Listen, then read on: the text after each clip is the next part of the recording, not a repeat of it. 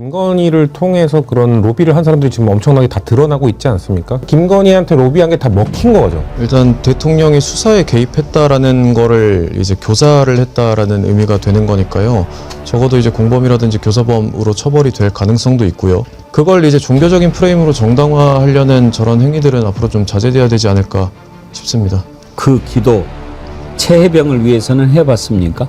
이상하게 이 보수 쪽의 대통령들과 아주 가깝게 지내요. 너무 그쪽에만 이렇게 좀 가 있다. 적어도 윤석열이가 손바닥에 왕자를 쓰고 나왔지 않습니까? 그럼 기독교 목사가 보기에는 아니지 않나요? 김장환 목사가 뭐 마른 목사라고 하지만 기성 기독교의 탈을 쓴 교주 행세를 하는 사람이라고 정의를 하고 싶습니다. 술판을 벌이고 있는 저 작태, 어떻게 저게 종교인입니까? 종교인이라 부르지 않고 보통 정교인이라고 부릅니다. 정치 종교인. 기독교를 모욕하는 일이라고 생각이 들고요. 이참에 개신교도 정화가 필요한 시점이다. 저 당시에 전도하는 전 재산이 29만 원인데 샥스펜을 어떻게 먹었을까라는 게 궁금하고, 왜 아멘 안 하지? 강요하는 것. 그러다 보니 그런 사람이다 보니 저렇게 독재자들과 가깝게 지내는 게 아닐까라는 생각이 들고, 저 태도 윤석열이랑 똑같아요. 그 사람들이 저는 피할 구멍은 없다라고 저는 생각합니다. 종교계가 가는 똑바로 된 올바로 된 길인가라는 의문이 조금 듭니다. 밝힐 것은 분명히 밝혀야 합니다. 최혜병 특검이 지금 이제 교계 인사들에 대해서 압수수색을 실시했는데 사실 이게 상당히 부담 가는 강제 수사일 겁니다. 왜냐하면 다른 데는 몰라도 이 종교계를 터는 것 쉽지 않거든요. 더군다나 이번에 압수수색을 진행한 순복음교회 그리고 극동방송 여기를 맡고 있는 목사들은 상당히 영향력이 큰 사람들이거든요. 순복음교회는 단일교회로는 세계 최대거든요. 거기 이영훈 목사 그리고 극동방송의 김장환 목사 이 사람들에 대해서 압수수색을 했다. 이건 정말 특검이 부담스러운 부분인데 민주당도요. 특검이 지금까지 수사하는 것에 대해서 항상 강하게 푸시를 했는데 이번에 나온 반응을 보면 조심스럽죠. 아무튼 뭐 종교계와 뭔가 부딪히는 것은 항상 정치권으로서는 신경 쓰이는 일 아니겠습니까? 그럼에도 불구하고 여기에 대해서 압수수색, 강제수사에 들어갔다라고 하는 것은 자, 문건일 변호사님. 네. 압수수색은 물론 관련된 증거를 확보하기 위한 절차지만 네, 맞습니다. 압수수색을 결정하기까지는 뭔가 이건 해봐야 될 혐의가 발견됐다. 이걸 보여주는 것 아니겠습니까? 맞습니다. 일단은 뭐 구명 로비와 관련해서 그 종교계 인사들과의 연관성이 이미 충분히 진술이나 이런 것들로 소명이 됐다라고 하죠. 일단은 뭐 유죄 처벌하기 위해서는 범죄 증명이 있어야겠지만 압수수색을 위해서는 어느 정도 소명은 됐기 때문에 영장이 발부가 된 것이고요. 영장이 발부가 됐으면 사실 범죄 증명을 하기 위해서 특검 입장에서는 당연히 압수수색에 착수를 해야 되는 것이죠. 그러면 그 전에 불렀던 사람들 진술이나 이런 걸 통해서 봤을 때 뭔가 구명 로비성 뭐 연결이나 전화나 뭐 이런 전원이나 이런 게 있었다고 본 거죠? 네, 구체적인 내용은 뭐 밝혀지지 않았습니다만 뭐 이제 윤석열 씨나 이제 김건희로부터 이제 임성근이나 아니면 뭐 여러 가지 주변인들을 통해서 그렇게 전화가 들어갔다라는 부분은 이미 보도가 많이 되고 있거든요. 그렇기 때문에 그 부분에 대한 지금 범죄 소명이 있는 이상 사실 뭐 이게 정치적으로 조금 부담은 될 수는 있어요. 왜냐하면 종교계를 안 건드리는 이유가 표가 많지 않습니까, 사실. 하지만 이제 이재명 정부 들어가지고는 사실 극우화된 그런 경향성에 대해서는 딱히 인지를 조금 뭐 조심스럽게 보지 않고 극우는 조금 물리쳐야 되는 대상이다. 내란 동조 세력들은 극복해야 되는 대상이다라는 지금 프레임으로 가고 있기 때문에 그런 부분들과 관련해서 지금 극우화된 뭐 종교계 인사들이 있지 않습니까? 그런 부분들과 관련한 이제 이제 표가 문제되는 부분들 그런 부분들에 대해서 겁을 내지 않고 이제 압수수색에 나아가는 그런 모습을 보이는 게 사실 저는 굉장히 조금 용기가 있다라고 보이거든요. 보통 마음 먹고는 어렵죠. 우리 문건일 변호사님은 이제 박정훈 대령 변호도 하셨는데 네. 그동안에 우리가 최혜병 순직 사건과 관련해 가지고 그냥 짐작하기에는 이종호가 아무래도 김건희하고 관계가 있으니까 네. 임성근, 이종호 해병 같은 연결고리로 해서 이종호한테 부탁을 했고 이종호가 김건희한테 얘기를 했고 김건희가 윤석열 얘기해서 이렇게 경로하는 쇼를 해서 이렇게 사건을 만든 것처럼 생각을 했단 말이에요. 네. 근데 만약에 지금 이쪽에 교계 인사들 쪽으로 지금 초점이 맞춰진다면 우리가 기존에 알고 있던 구명 통로가 다른 거였다 이렇게 볼 수 있을까요? 예, 조금 달라질 수는 있겠습니다만 사실 그 구명 로비와 관련된 전체적인 틀 자체는 유지는 됩니다. 사실 그걸 누굴 통해서 갔느냐. 그렇죠. 그리고 지금 저희가 이제 특검이 시작될 때는 처음에 최상병 사건이 있었고 마지막에 경로가 있었다. 그렇기 때문에 이 부분에 대해서 이런 사건들이 발생을 했다라는 것인데 사실 그 중간 다리를 이제 특검이 파헤치는 거거든요. 그렇기 때문에 전체적으로 이제 죄의 입증의 수준에서 보자면 큰 틀에서는 달라지는 게 없다라고 보시면 되겠습니다. 윤석열, 김건희를 움직인 게 도대체 누구냐 하는 건데 지금까지는 이종호였을 것이다. 네. 근데 이종호가 설사 그 구명 로비와 관련이 없다 하더라도 이번에 나오는 기사들을 보면 변호사법 위반 짓을 많이 한 것 같아요. 네, 맞습니다. 일단 본인 재판 관련해서도 뭔가 김건희를 통해서 압박을 해서 뭐 집행유예로 빠져나왔다. 이런 지금 의혹도 있습니다. 뭐 할 테니까 봐주라, 뭐 봐주겠다, 뭐 빼주겠다, 뭐 이렇게 하고 막 그런 일에 연루가 많이 좀 된 것 같지 않습니까? 그렇죠. 지금 이종호뿐만 아니라 김건희를 통해서 그런 로비를 한 사람들이 지금 엄청나게 다 드러나고 있지 않습니까? 그리고 지금 우리가 또 다루겠지만 이 집사 게이트, 김예성 씨, 본명을 얘기해도 되나요? 그러니까 김예성 씨 통해서 그런 뭔가 로비를 했던 투자를 했던 기업들이 대부분 그런 뭔가 법적으로 문제가 있고 걸려있던 사람들이었는데 다 막 불기소 처분되고 그러니까 김건희한테 로비한 게 다 먹힌 거죠. 그러니까 그렇기 때문에 이종호도 분명 로비를 하고 뭔가 불법적인 것들을 김건희라는 그 매개체를 통해서 뭔가 했던 것들이 다 지금 정황이 드러나고 있는 상황이기 때문에 근데 지금 아까 우리가 지금 바로 구명로비 넘어오게 했는데 김예성도 그렇고 저는 김건희 특검이 좀 솔직히 걱정이 됩니다. 왜냐면 내란 특검은 착착 진행되고 있는 느낌인데 김건희 특검은 관계자들 다 도망가 버리고 다 잠적하고 지금 숨어 있기 때문에 이 결정적인 마지막 연결고리가 전 그래도 마지막 연결고리가 없어도 정황적 증거는 충분하다고 생각합니다만 이 연결고리들 다 도망가 버리고 잠적해 버리면 마지막 라인인 이 김건희로 가는 그게 통로가 저는 험난할 것 같아서 좀 상당히 국민들도 좀 걱정하는 부분이 많을 거라고 생각됩니다. 그래요. 이제 수사하는 스타일이 좀 다르기는 한 것 같은데 일단 내란 특검의 조은석 특검은 팍팍 이렇게 치고 들어갔잖아요. 근데 여기는 이렇게 다 그물로 막 이렇게 모아가지고 증거들을 다 확보한 다음에 하는 좋게 말하면 신중한 거고 또 어떻게 보면 좀 루즈한 건데 특검을 평가하는 게 좀 조심스럽긴 합니다만 문건일 변호사님 보시기에 거기는 판사 출신이잖아요. 민중기 특검. 네. 어때요? 수사하는 방식이. 일단은 다른 특검들에 비해서 전체적인 볼륨이라고 해야 될까요? 이제 덩어리들이 워낙 다 큰 것들이 모여 있다 보니까 사실 뭐 지금 삼부토건이든 뭐 도이치모터스든 이렇게 일단 진행되고 있는 건들 위주로 하고 있지만 지금 그 외의 건들이 너무 많습니다. 너무 많아서 이게 특검에서 다 지금 규명이 될지 저도 사실 걱정이 되긴 하고요. 얼마 전에 그래서 저희가 이제 강행훈 국장님 모시고 참고인 조사 갔을 때 이제 명태균 PC라든지 이런 부분들을 임의 제출을 했거든요. 그 임의 제출을 하면서도 사실 조금 걱정은 됐어요. 특검에 이게 부담을 주는 게 아닐까. 이 자료들을 지금 다 볼 수 있는 인력이나 상황이 지금 되실까. 하지만 사실 뭐 실체적 진실이 발견이 돼야 되니까 저희 입장에서는 뭐 제출하는 게 맞겠다라고 해서 제출은 했지만 일단은 지금 빨리 다른 특검들에서 조금 성과를 어느 정도 보이고 나서 인력이라든지 이런 부분들을 조금 도움을 주시면 아마 김건희 특검 쪽에 도움이 되지 않을까 생각을 하고 있습니다. 지금 특검 규모가 어떻습니까? 내란 특검보다 김건희 특검이 더 수사 인력이 적죠?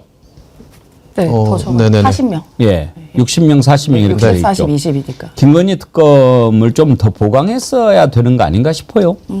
일단 내란 특검은 딱 명확하잖아. 나와 있는 게 그러니까 불법 비상계엄과 거기 함께 동조했던 사람들, 그 다음에 플러스 외환. 그래서 정확히 좀 정해져 있고 그 당시 이제 비상계엄에 있었던 인물들이 딱 특정이 되기 때문에 내란 특검은 이제 그 인물들 중심으로 수사를 하다 보니까 좀 더 빠른 느낌이 들고요.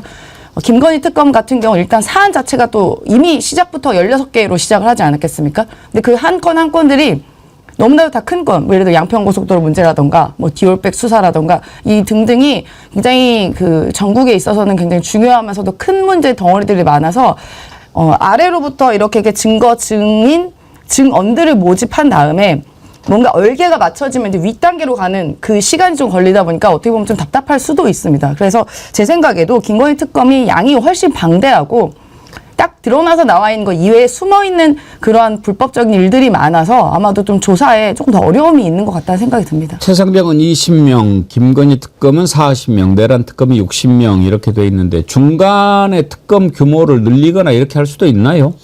그건 제도적으로 모르겠는데 좀 필요하다고 보는 게, 왜냐면 지금 내란 특검과 그 최상병 특검, 이 김건희 특검의 가장 큰 특징은 가장 긴 기간 동안 이루어졌다는 거거든요. 최상병 특검도 이제 2년이 지났습니다만, 최상병 사건이. 근데 김건희 같은 경우는 윤석열 정부 내내, 그리고 그 이전부터의 비리도 다 포함이 된 거라서 상당히 오랜 기간 범죄를 저질렀고 혐의가 많고, 근데 그리고 윤석열 정부 기간 동안, 그 정부 기간 동안 뭔가 증거를 은폐하고 인멸하기 위한 시도가 숱하게 이루어졌을 거란 말이죠. 그러니까 그런 것들의 기초적인 조사도 윤석열이 그냥 대놓고 방탄을 해줬기 때문에 기초적인 조사도 가장 덜 이루어졌어요. 그렇기 때문에 규모가 어떻게 보면 내란 특검이 워낙 중요성이 컸기 때문에 규모를 가장 크게 하긴 했습니다만, 지금까지 진행되는 수사의 정도, 그리고 그 수사의 개수, 이런 것들을 합쳐서 생각해 봤을 때, 종합적으로 고려했을 때는 김건희 특검의 규모도 내란 특검만큼 컸어야 되는 것 아닌가라는 생각이 들어서, 근데 저는 정치권에서 이 특검법을 발의한 민주당에서도 이 문제에 대해서 인식을 하고 있을 것 같아요. 그래서 만약에 제도적 보완으로, 아니면 뭔가 이 수사 인력을 보완하는 제도적 보완이 필요하고 가능하다고 한다면은 충분히 좀 준비하고 있을 거라 생각합니다. 일단 임성근을 살려줘라, 누가 그렇게 얘기를 했는지 모르겠습니다만 지금 특검이 조태영 당시에 국가안보실장 그리고 이철규 의원들 이렇게 지금 조사를 하고 있죠. 그 2023년 7월 21일에 김장한 목사가 조태영 당시 안보실장하고 통화를 한 사실이 일단 확인이 됐고, 그로부터 열흘 후에 이철규와 또 통화를 한 내용이 나옵니다. 자, 이걸 두고 이제 구명 로비는 있었다라고 짐작이 되는데, 문제는 이게 이제 어느 정도 법 위반인가 하는 건데요. 김장한 목사가 어제 설교하는 자리에서 내가 뭐 못할 일 했냐 이렇게 얘기를 합니다. 그 얘기를 먼저 한번 듣고 법적으로 문제가 있는지 살펴보도록 하죠. 사단장을 뭐 살려주라고 그랬으면은 내가 당연히 해야 할 일이요. 나는 기도해준 죄밖에 없어. 그게 대한민국의 위법이라면은 뭐 공산당 나라보다 더한 나라요. 왜 아멘 안 하지?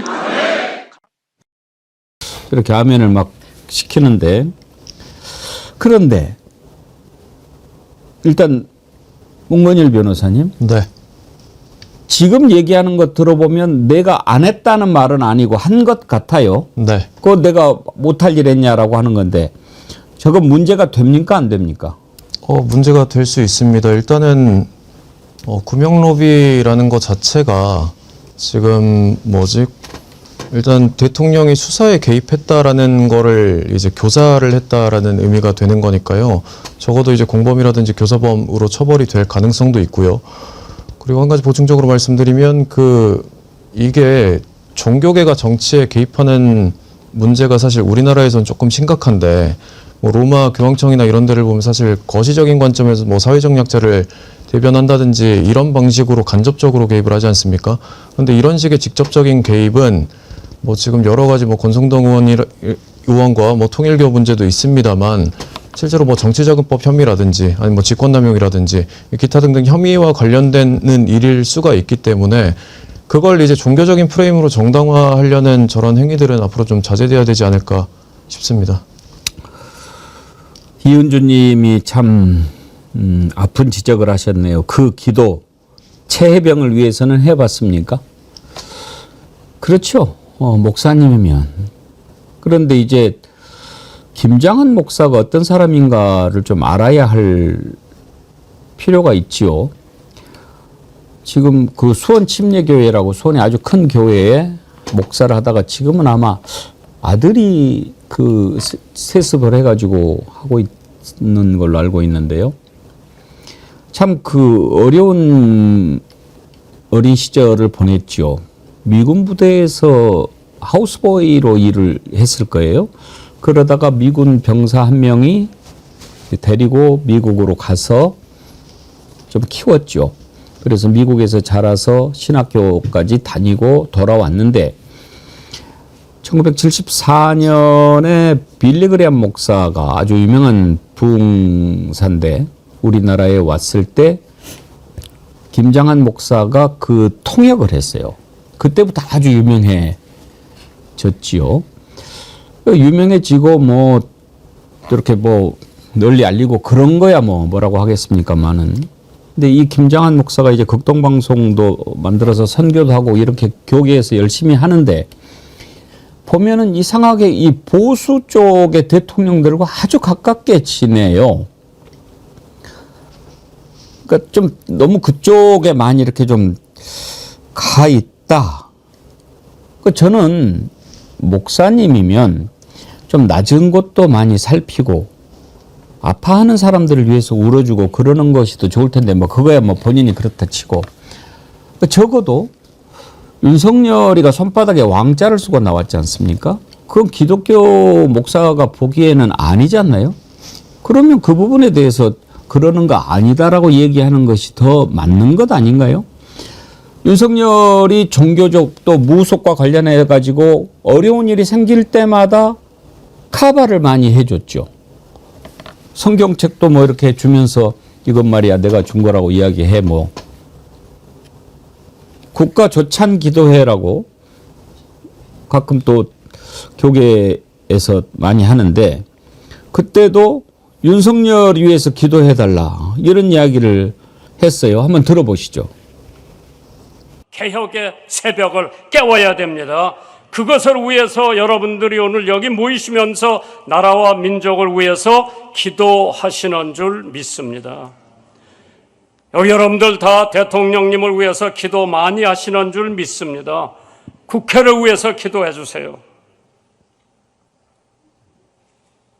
군대를 위해서 기도해 주세요. 한국 교육을 위해서 기도해 주세요. 한국 경제를 위해서 기도해 주세요. 네. 윤석열을 위해서 저렇게 애를 많이 썼고 또 보면 전두환 때도 아주 전두환하고 가까웠어요. 하여튼 보수 뭐 이명박 또 박근혜 다 이렇게 가깝게 지냈는데 전두환을 2019년 12월 12일 그때 그 12.12 사태 기념으로 이제 그 강남에 있는 식당에서 측근들하고 술 한잔하고 그랬지 않나요? 그때도 김장한 목사가 동석을 했지요. 그 사진 한번 보여주시겠어요? 아, 영상으로 있나요? 좋습니다. 한번 보여주시죠.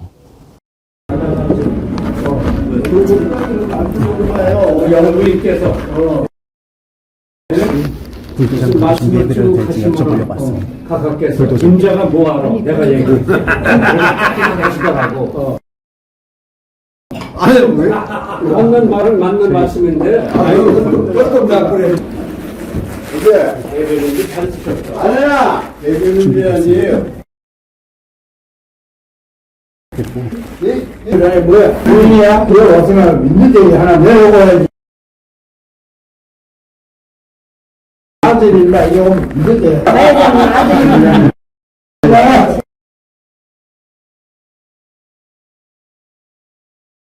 맛있게 먹었어. 이번 주말에도 갈 거예요. 그래. 내가 움직이니까.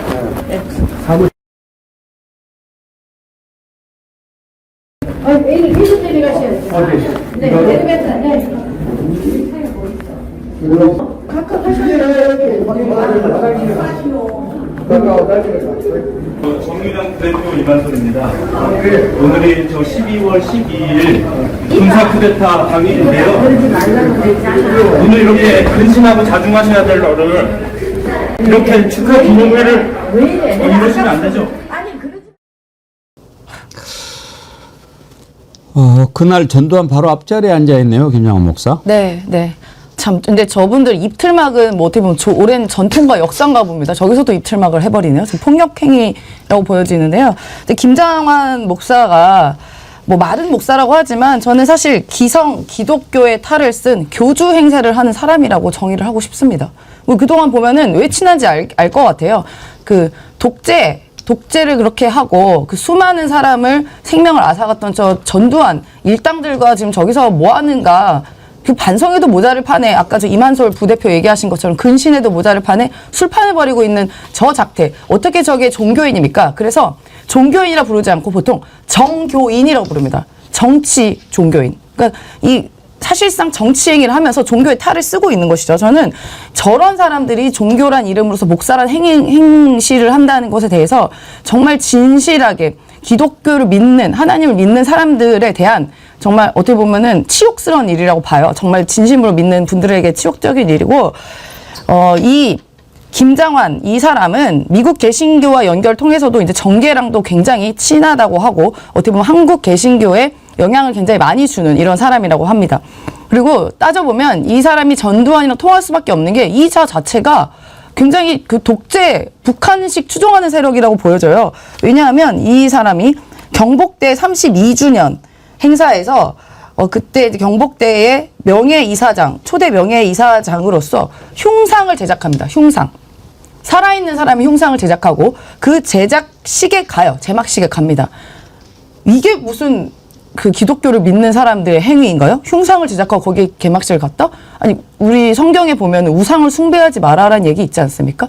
그럼 전형적인 우상 숭배의 한 표본이 이렇게 그 흉상 같은 거 제작하고 그 앞에 뭐 기도하고 절하고 이러는 거 아니에요? 그럼 뭐 하는 거예요? 정말. 기독교를 모욕하는 일이라고 생각이 들고요. 이참에 이런 정치 종교인들이 좀 확실히 좀 뿌리를 뽑아야 된다. 왜냐하면 나머지 정말 믿는 분들한테 굉장히 치욕적이고 모욕적이니까 저는 이참에 개신교도 정화가 필요한 시점이다 이렇게 생각합니다. 전 이 와중에 궁금한 게 저 당시에 전두환은 전 재산이 29만 원인데 샥스핀을 어떻게 먹었을까라는 게 궁금하고. 누가 내줬나? 그러니까 저런 아까 김장환 목사의 그 연설 거기에서 갑자기 왜 아멘 안 하지 강요하는 것 그러다 보니 그런 사람이다 보니 저렇게 독재자들과 가깝게 지내는 게 아닐까라는 생각이 들고 그리고 내가 기도한 게 뭔 잘못이냐고 하잖아요. 저 태도 윤석열이랑 똑같아요. 윤석열도 내가 대통령으로서 사단장이 그 처벌받는 거 잘못됐다고 생각해서 지적하는 게 왜 잘못됐냐 뻔뻔하게 얘기하거든요. 근데 누구나 지금 이 해병 구명 로비 사건에 대해서 뭐가 문제인지 다 명확히 알고 있잖아요. 초동 수사를 했던 박정훈 대령이 수사한 것을 억압해서 바꾸고 이첩 보류하고 이거를 뭔가 인위적으로 만들었던 잘못되게 만들었던 거기에 지금 기도만 한 게 아니라 전화도 한 거예요. 전화 압력을 넣었는데 권력 행사를 한 겁니다. 그렇기 때문에 지금 뻔뻔하게 내가 기도한 게 뭔 잘못이냐라고 말하지만 지금 본인의 잘못은 기도만 한 게 아니라 전화하고 구명 로비에 참여를 했기 때문에 그게 문제라고 말하는 것이기 때문에 글쎄요. 저는 아까 우리가 이 주제를 처음 다룰 때 종교계를 다루는 게 참 좀 예민하고 민감한 부분이라고 합니다만 저는 성역은 없다고 생각합니다. 죄가 명확하게 통한 내역이나 이런 것들이 착착착 맞아 들어가기 때문에 사실 특검도 저 사람들에 대한 수사를 진행한 것이기 때문에 저 사람들이 저는 피할 구멍은 없다라고 저는 생각합니다. 그러니까 부담스러운 거죠. 이 종교계 지도자, 특히 이제 어떤 교회 목사들 같은 경우에는 그 교인들한테 미치는 영향력이 절대적이지 않습니까? 그러면은 김장환 목사가 그래, 내가 전화해서 뭘 잘못했는데 나 그 사람 위해서 기도해 준 거 아니냐 이렇게 이야기를 해요. 순복음교회 이영훈 목사는 어제 설교에서 또 이렇게 밝혔어요. 나는 최상병 사건 부탁한 적도 없다. 이렇게 얘기를 했어요. 그러면 적어도 순복음교회 그 수많은 교인들은 나중에 설사 최혜병 특검에서 이영훈 목사가 구명 통로로 활동했다라고 하는 것이 드러났다. 이렇게 밝히더라도 아니 우리 목사님이 부탁받은 적도 없고 부탁한 적도 없다고 이야기했는데 그 교인들이 어떤 말을 믿겠습니까? 바로 이게 종교계를 대상으로 한 수사라든지 진실을 밝히는 것에 가장 큰 어려움이 아닌가 싶어요. 네, 맞습니다. 이게 법적으로 파악을 할 때는 적어도 그 연결고리에 대한 소명은 있었기 때문에 아마도 영장이 발부되었을 것인데 실제로 뭐 결과가 그렇게 드러난다라고 하더라도 뭐 극우화된 종교 인사들이나 뭐 아니면 뭐 소위 얘기한 태극기 부대 이런 사람들은 뭐 결론을 안 믿고 그냥 뭐 정광훈 목사라든지 아니면 뭐 그런 분들이 사실 말씀하시는 것들만 그렇게 믿고 가잖아요. 그렇기 때문에 그게 참 문제가 될 수 있고, 한편으로는 법원이 그러한 여론을 의식을 해서 조금 뭐 결론에 영향을 가게 한다라고 하면 그게 과연 종교계가 가는 똑바로 된 올바로 된 길인가라는 의문이 조금 듭니다. 참 조심스럽지만 진실을 밝혀야 되니까 하여튼 저런 것을 예상을 못하고 그렇게 또 강제 수사에 들어갔겠습니까? 정확히 밝혀야죠. 밝힐 것은 분명히 밝혀야 합니다.